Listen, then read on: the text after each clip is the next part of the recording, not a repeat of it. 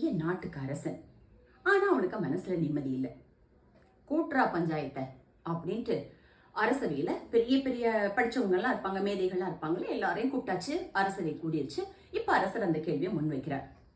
எனக்கு மனசுல நிம்மதி இல்லை, என்ன பண்ண அப்படின்னு. வந்தவங்களுக்கு எல்லாம் நிம்மதிக்கு என்ன காரணம், எங்க போனா கிடைக்கணும், எங்கேயும் வர போறாங்க. ஆனால் அரசர் கேட்டாரு, பதில் சொல்லணுமே அப்படிங்கிறதுக்காக ஆளுக்கு ஒரு இதை சொல்றாங்க. இப்படி அப்படின்னு ஒன்னொன்னு ஒரு கருத்து சொல்றாங்க. எந்த கருத்தும் அரசருக்கு திருப்தியா இல்லை. சரி போங்கப்பா அவங்க வீட்டுக்குன்னு சொல்லிட்டு இவர் ஒரு நாள் அரண்மனை அந்த மேல் மாடத்துல நிற்கிறாரு. கீழே தெருவில் ஒரு பிச்சைக்காரர் போறார். அவ்வளவு ஜாலியா அப்படி சிரிச்சு பாட்டு பாடி அப்படி ரொம்ப ஏகாந்தமா போறாரு. அரசருக்கு ஆச்சரியம். இவ்வளவு பெரிய நாட்டுக்கு அரசா நம்ம நிம்மதி இல்லாம இப்படி மாடியில் நின்று பார்த்துட்டு இருக்கோம், அவன் என்ன இவ்வளவு ஜாலியா போறானே அப்படின்ட்டு வீரர்கள் கூப்பிட்டு அவனை கூட்டிட்டு வாங்க அப்படின்ன உடனே வீரர்கள் போய் கூப்பிடுறாங்க. இந்த மாதிரி அரசர் அரண்மனைக்கு கூப்பிடுறாரு அப்படின்னு.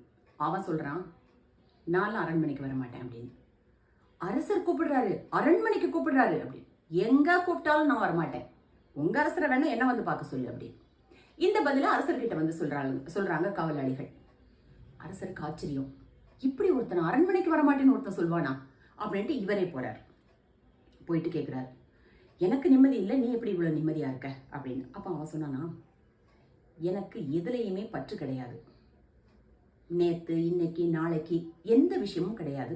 நாட்டை காப்பாற்றணும், அதை காப்பாற்றணும், எனக்கு எந்த விஷயமே கிடையாதுங்க, நான் நிம்மதியா இருக்கேன் அப்படின்னு. இவருக்கு அப்பதான் புரியுது ஓரளவு. ஓ, இதுதான் நிம்மதி போல.